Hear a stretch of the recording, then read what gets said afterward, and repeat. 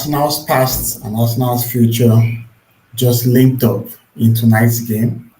Nwaneri opened the scoring and Bukayo Saka sealed the deal. This is the match reaction for Arsenal versus Brighton.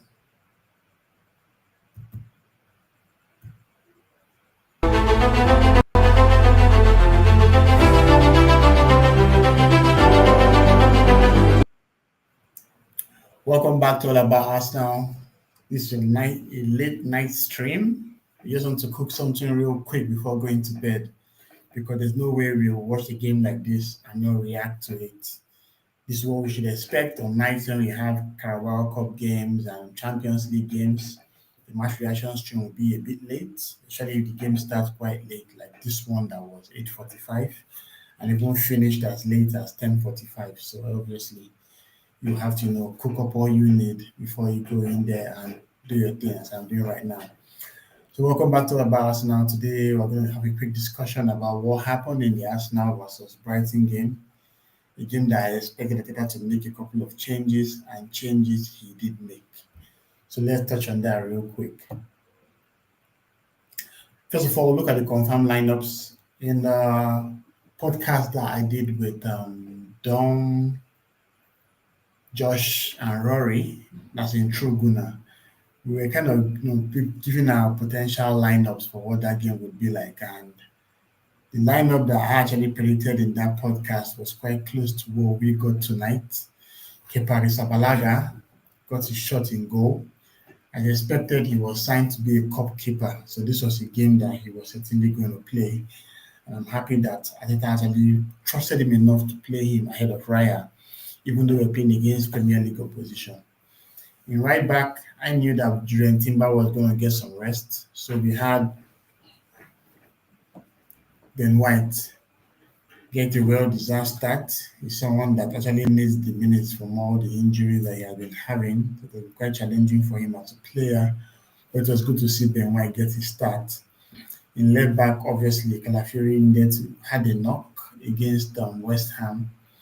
So even though Arteta said that he was fit and okay to start the game, I knew that Miles Lewis Kelly would be one to get a nod in this kind of game. And of course, I'm so happy that he did. In centre back, there were some discussions around who was going to play. Saliba was certainly out, so that clearly meant that Christian Mosquera was going to start.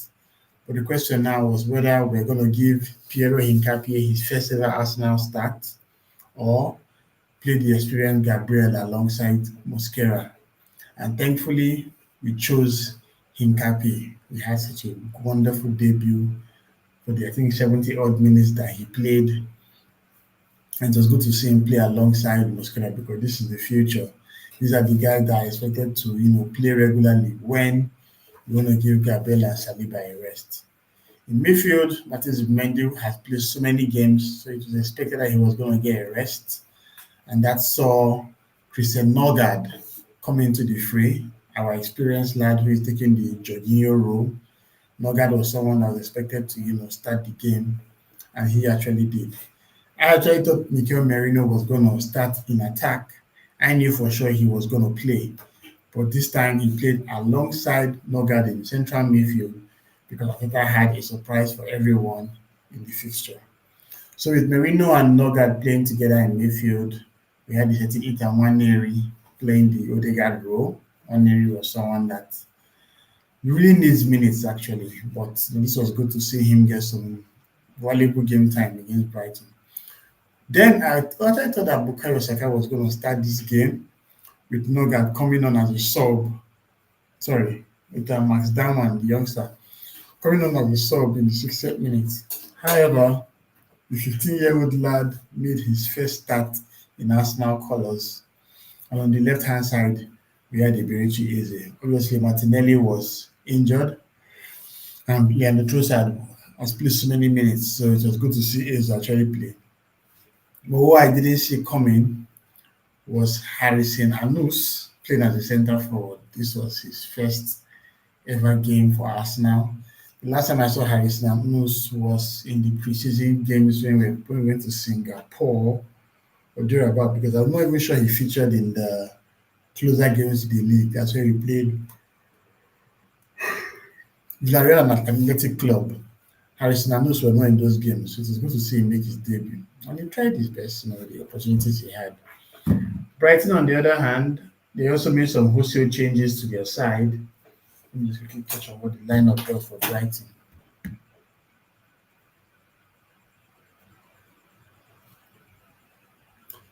So, Jason Steele came in ahead of Bad Verbruggen. Of course, we had Van Hecke. I think Van Hecke also played the previous game, but this time it was like a back three of Van Hecke, Coppola, and Buscagli. Typically, the defensive pairing is usually Van Hecke and Dunk, because I know in the game against Manchester United that Brighton lost, it was Van Hecke and Dunk, yes, that played together. But obviously, Dunk is an old lad, so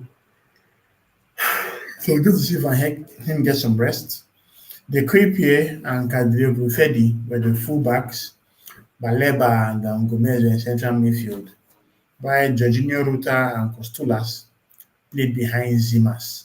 So this was a good lineup for Brighton and Arsenal. Funny enough, Brighton were the ones that had loads of shots with 6 shots on target.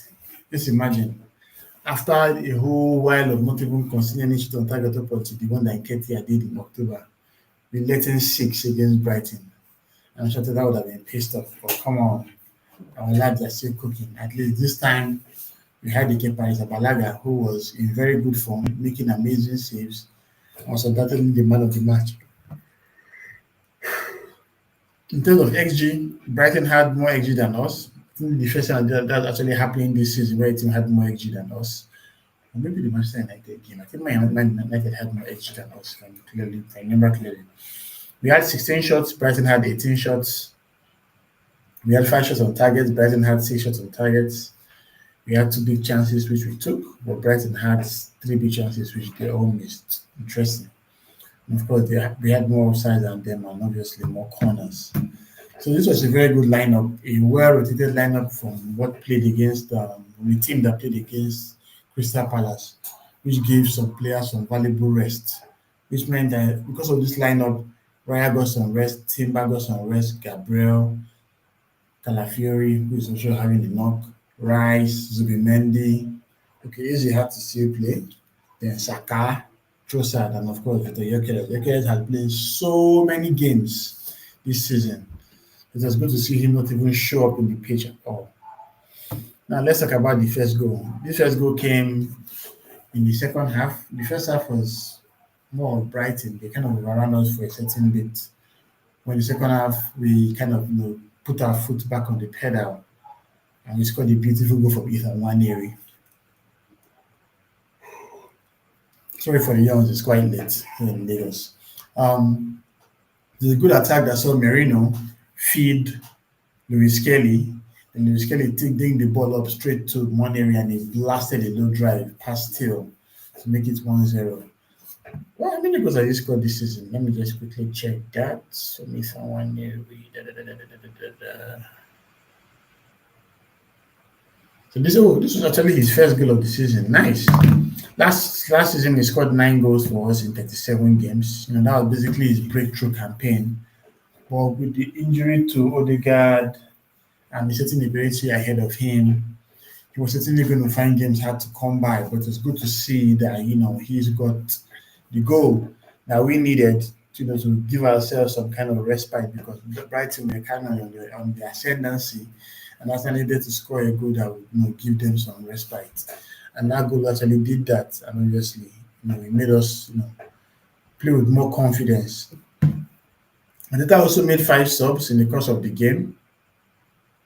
Gabriel came in for Nkapie, Timber came in for White, Saka came in for Dowman, Declan Rice came in for Eze, and Trossard came in for Harrison Anus. And with that change happening, we had to now switch Merino to centre forward. But of course, as you'd expect from Arsenal, we got the second goal. But this was before Harrison Anus left, actually. It was an attack where Easy gave him the ball and he blasted it on Jason Steele. But Saka was the fastest to get to the ball before the Brighton defender, and he smashed it in for a goal. Saka is someone that needs to pile up a couple of more goals. He's still our talisman. When the captain's armband, he scored a very good goal, which I was quite happy for him. You know, but then you also think of the fact that he was ill in this recent weeks that had to make him play just 70 minutes against Crystal Palace.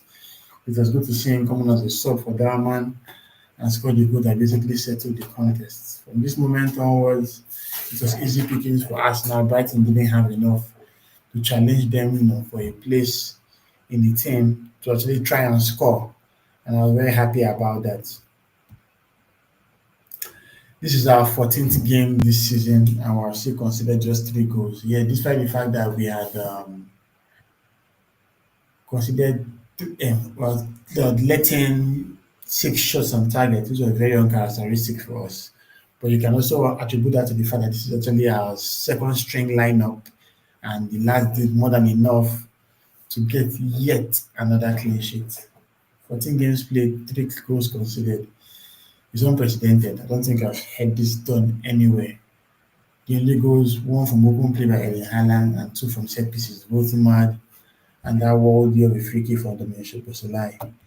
I'm going to do a video this Friday on our Fan Friday, and the title is going to be the defensive wall, the great defensive wall of Arsenal.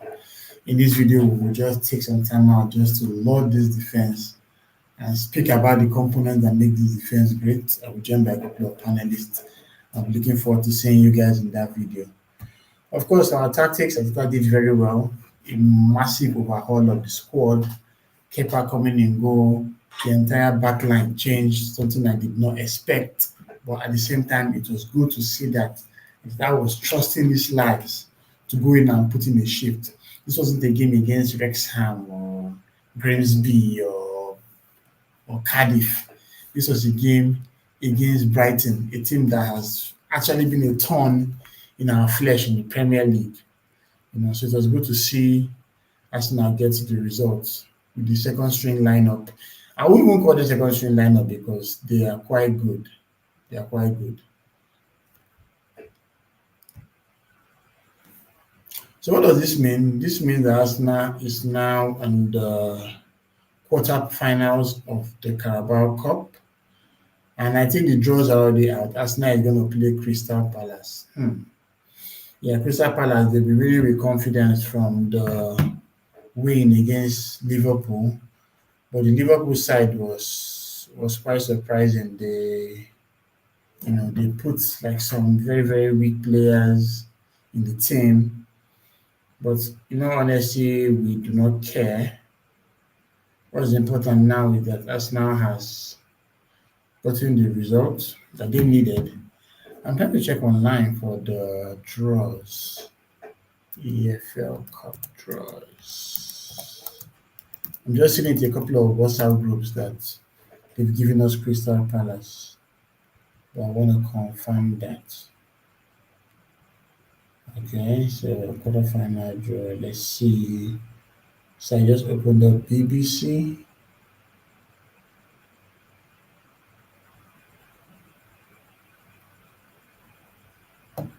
Okay, so while we wait on that, let me quickly run through the results of today's of all the entire round of 16 Carabao Cup games.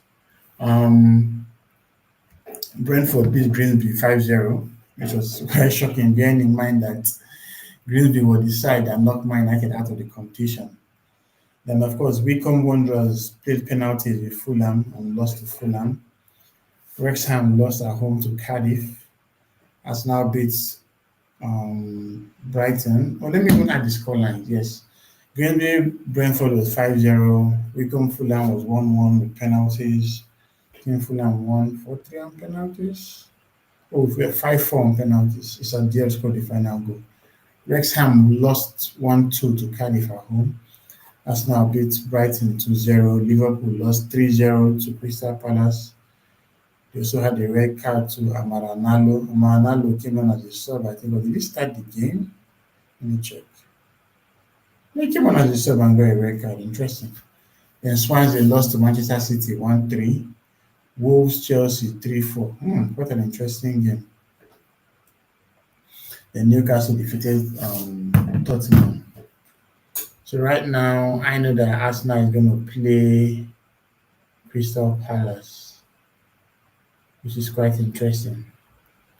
And maybe later we'll see the rest of the draws. I really don't care what other folks do, in all honesty. So now that we know that we're playing Crystal Palace, it's all about trying to get the right level of performance. Well, Crystal Palace is quite a strong side, so I'd expect them to do well. But this is a competition that I want us to win. Arsenal has not won this competition in quite a long time, so it's good to see that we're going to get another chance this time. Finally, our next opponent is Burnley. We're going to play them on Saturday, I think 4 o'clock on Saturday or so.